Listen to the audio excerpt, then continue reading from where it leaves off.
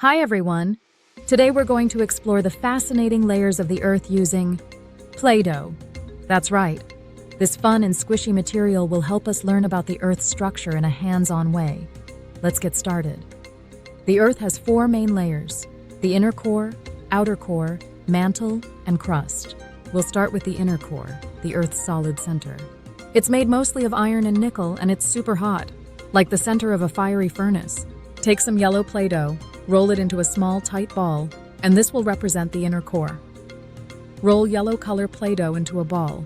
Next is the outer core, which is also made of iron and nickel, but here the metals are molten, or liquid. Wrap a layer of orange Play-Doh around the yellow core to create this part.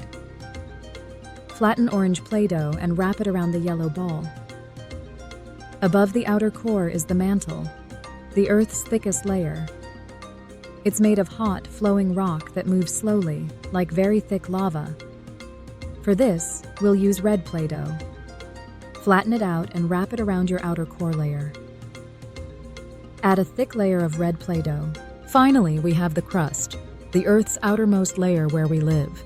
It's thin compared to the other layers, like the skin of an apple. Use blue and green Play-Doh to represent land and water. Flatten it out and wrap it around the mantle. Add a thin, patchy layer of blue and green Play-Doh. Now for the exciting part. Let's cut our Earth in half to see the layers we've built. Look at that. The yellow inner core, orange outer core, red mantle, and blue and green crust. Isn't it amazing how our planet is structured? With just a few colors of Play-Doh, we've created a mini model of the Earth. I hope this activity helps you understand the layers of our planet better. If you try this at home, share your creations with us in the comments. See you next time!